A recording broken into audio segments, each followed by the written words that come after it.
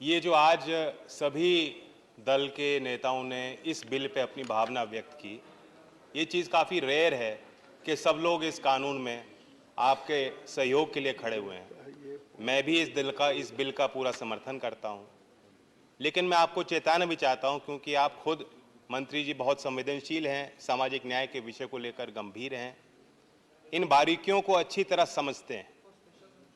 जो कई सांसदों ने ये चिंता जाहिर की, अपने प्रदेश की बात की, उस तरफ से माननीय वरिष्ठ सांसद ने बताया कि नदी पार एक जाति का दर्जा बदल जाता है, दूसरी नदी के दूसरे छोर पे वो जाति का दर्जा दूसरा होता है।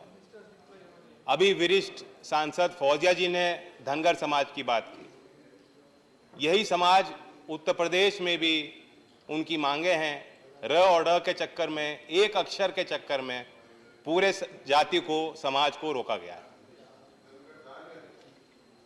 धनगर, आप दूसरी जाति की बात कर रहे हैं। तो सवाल, ये तो बिल तो बहुत सरल है।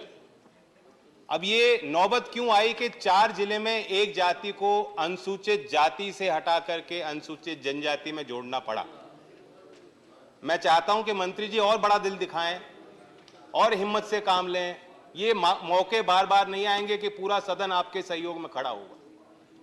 कितनी ऐसी जातियां हैं, कितने ऐसे विषय हैं जो सरकारी जाल में फंसे हुए हैं।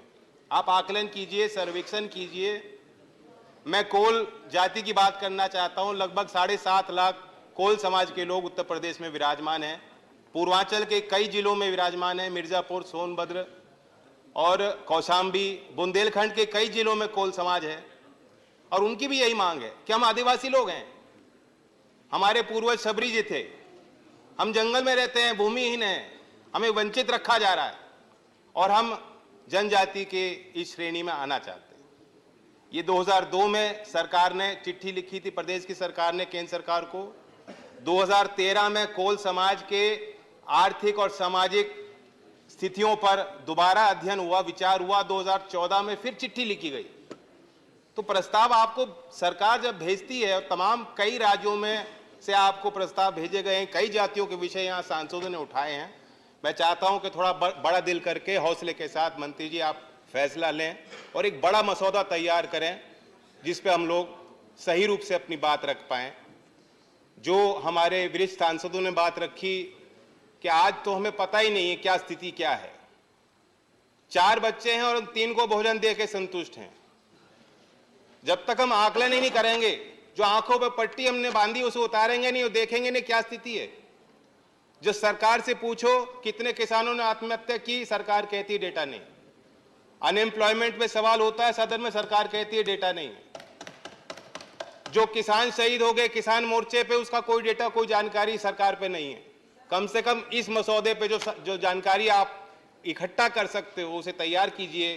जाति गणना के समर्थन में मैं आज सदन में खड़ा हूं।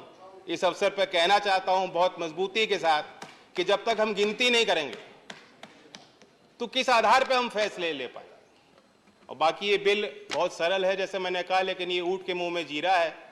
वास्तव स्थिति ये है कि जमीन पे लोग ये सोचते हैं, आदिवासी लोग, वंचित समाज के लोग जो आज भी मुख्य धारा में नहीं है, उन्हें ऐसा लगता है कि जब हम लोग चुनाव लड़ने जाते हैं तो उनके लिए मीठी मीठी बात करते हैं, उनको गुड़ दिखाते हैं, और जब सरकार में आते हैं तो सरकारी तंत्र उनको डला मारता है। तो उनके साथ न्याय होना चाहिए। मैं पुनः मंत्री जी को धन्यवाद देता हूं कि आपने मसौदा इस संदर्भ में रखा, हमें मौका दिया। धन्यवाद। Thank you. श्रीमती